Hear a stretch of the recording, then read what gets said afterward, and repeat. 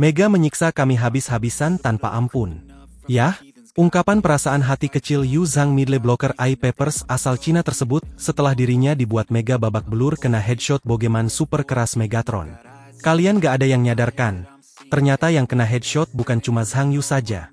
Tapi satu middle blocker lainnya juga kena bogeman Spike Mega. Wow, ngeri banget bukan? Mega seperti singa yang kelaparan setelah lama puasa tidak makan. Kasian banget melihat Eye Peppers dibuat babak belur para pemainnya sama Megatron yang tampil ganas tanpa ampun. Bukan cuma Yu Zhang, Mega juga membuat Park Jong Ah dan Taylor pemain andalan Peppers tak berkutik hadapi Mega saat kembali ke mode Megatron. Bagaimana cerita selengkapnya? Simak video sampai habis ya.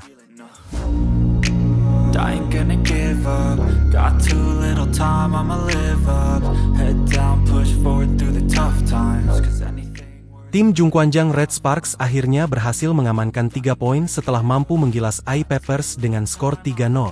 Kemenangan ini tentu sangat spesial bagi anak asuh Ko Hye-jin, karena dengan hasil ini, Red Sparks berhasil menggusur Hillstead di peringkat kedua. Dalam laga tadi, Ko Hye-jin kembali memainkan Megawati Hangestri setelah 3 laga sebelumnya diparkir. Awalnya, banyak yang mengira bahwa Megawati akan melemah karena sudah tidak bertanding selama 3 laga. Namun, siapa sangka, penampilan Megawati justru semakin garang, dan dia pun menjadi pencetak poin terbanyak dalam pertandingan tersebut dengan raihan 35 poin. Penampilannya pun mendapat pujian dari middle blocker Eye Peppers, Zhang Yu. Awalnya, Zhang Yu mengira bahwa Megawati tidak akan tampil maksimal karena sudah absen di 3 pertandingan sebelumnya. Namun, Zhang Yu justru terkejut dengan penampilan Megawati yang lebih mengerikan. Menurutnya, serangan Megawati kali ini lebih berbahaya dibandingkan dengan putaran 5 sebelumnya. Megawati kembali menunjukkan spike tajamnya yang mempersulit para pemain Eye Peppers yang terkenal dengan kemampuan blockingnya. Back attack khas Megawati semakin membuat middle blocker Eye Peppers kelabakan sampai pontang-panting jatuh bangun.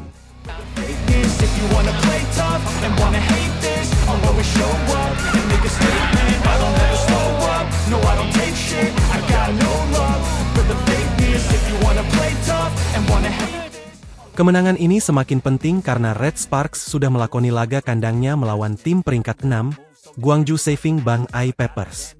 Ko Hye-jin pun mengubah strateginya dan tidak memainkan pemain pelapis seperti di 3 laga sebelumnya. Keputusan ini dilatar belakangi oleh banyaknya kecaman terhadap Ko Hye-jin karena memarkir pemain utama, seperti Megawati, dalam laga-laga sebelumnya.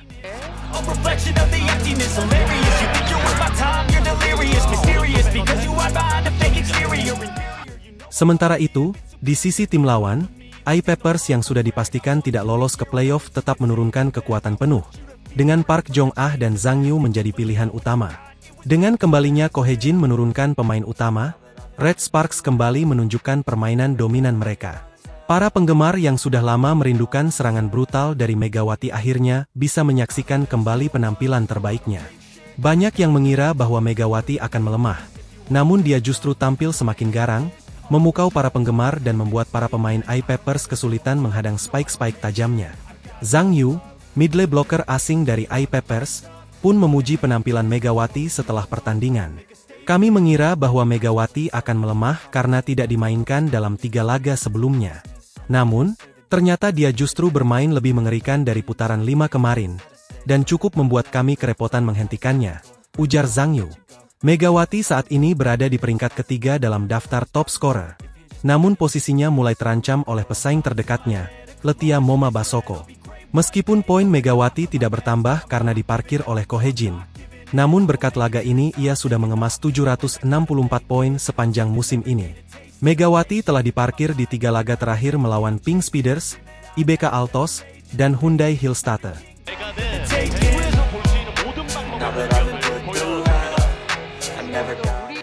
Mentalitas dan kepercayaan diri menjadi faktor penentu siapa yang akan menang di pertandingan kali ini. Red Sparks berhasil membalikkan keadaan dengan hasil yang baik. Dominasi yang semula ada di Eye Peppers berhasil dibalikkan, bukan dengan menguasai kembali, tetapi dengan rotasi yang dilakukan oleh Ko Hye-jin. Rotasi tersebut berdampak positif, memungkinkan banyak perubahan dalam jalannya pertandingan. Yang awalnya tertinggal poin 13-21, berkat kebangkitan Mega, Red Sparks bisa menyalip dan kalahkan Eye Peppers. Di sisi lain, Para pemain Eye Peppers bertanding mati-matian, sementara Red Sparks yang memiliki peluang untuk naik ke posisi kedua, juga berusaha keras untuk memanfaatkan setiap kesempatan. Tim yang dipimpin oleh Mega yakin bisa membalikkan keadaan. Tapi bagaimana dengan formasi permainan mereka? Mari kita lihat lebih jauh. Formasi permainan Red Sparks sedikit berbeda dari beberapa pertandingan sebelumnya. Dalam beberapa laga terakhir, hampir seluruhnya dimainkan oleh pemain full squad. Namun, Kohejin berpikir untuk mengembalikan ritme permainan. Meskipun hasil kemenangan bukanlah ambisi utamanya, ia ingin mengatasi situasi dan lebih fokus mengamankan posisi pemain seniornya mengingat beberapa pemain yang mengalami cedera. Kohejin mencoba mengembalikan ritme permainan. Ia sedikit khawatir bahwa para pemain bisa kehilangan sentuhan mereka setelah waktu yang lama tanpa pertandingan. Oleh karena itu, beberapa pemain senior dimainkan meskipun tidak semua mendapatkan waktu bermain yang sesuai.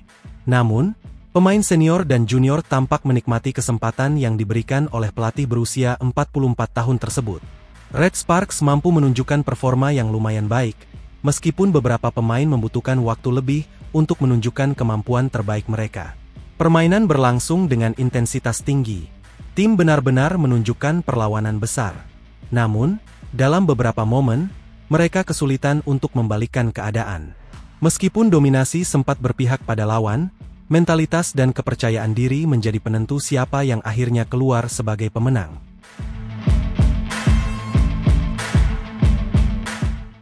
Lantas, bagaimana dengan Megawati? Permainannya sudah dinanti-nanti oleh semua orang. Mega kembali diberikan kesempatan bermain oleh pelatih. Kembalinya sang bintang ke lapangan membuat Megawati langsung tancap gas. Walaupun ia butuh waktu untuk beradaptasi, Megawati mampu menunjukkan performa luar biasa. Park Jong-ah pun merasa kesulitan menghadapinya. Megawati langsung mencetak angka dengan sangat baik di berbagai posisi, menunjukkan insting bermain yang tajam. Bahkan, dalam beberapa momen, permainan Megawati membuat para pemain dan pelatih Eye Peppers pusing. Hal ini menunjukkan betapa besar pengaruh Megawati di lapangan. Meskipun absen dalam beberapa laga terakhir, ia kembali dengan performa yang sangat baik. Pengaruhnya begitu besar sehingga para pemain lawan kesulitan menahan pergerakan dan serangan darinya. Tolong jaga kondisimu Mega, agar baik-baik saja. Itulah sebuah ungkapan yang nyata sekali, di mana bintang GS Caltech kembali mengalami cedera dan menjadi korban selanjutnya di musim ini. Bagaimana tidak, di Korea pada tahun 2025, pada cedera tak bisa dipungkiri menjadi momok yang paling menakutkan bukan hanya untuk Red Spark, akan tetapi untuk keseluruhan tim di atas lapangan.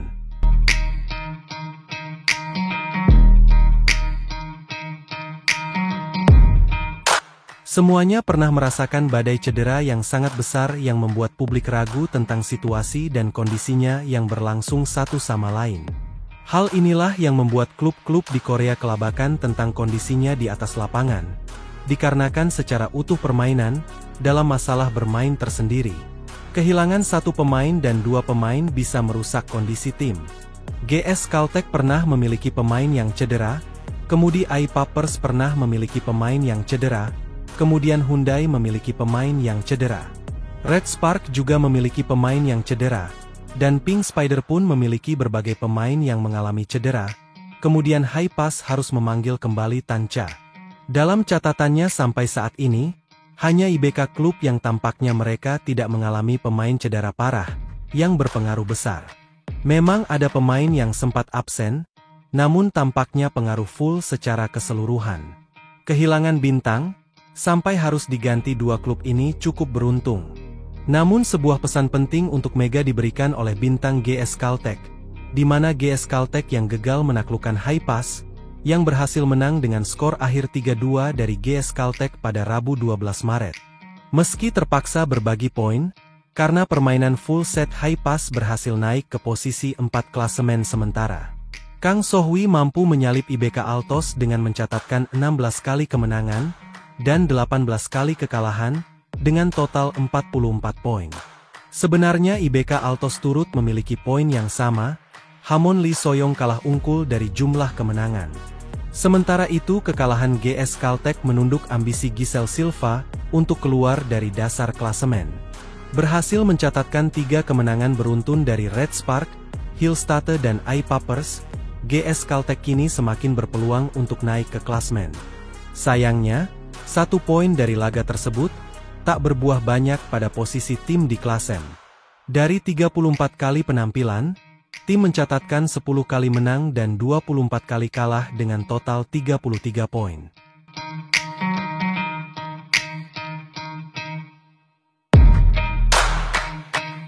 Sementara itu iPapers masih unggul dengan mencatatkan 35 poin, setelah melakukan Pink Spider, Selasa 11 Maret. Sorotan tertuju kepada rival utama Mega dalam pembulan top skor Liga Voli Korea 2024-2025, rival yang dimaksud tak lain adalah Giselle Silva.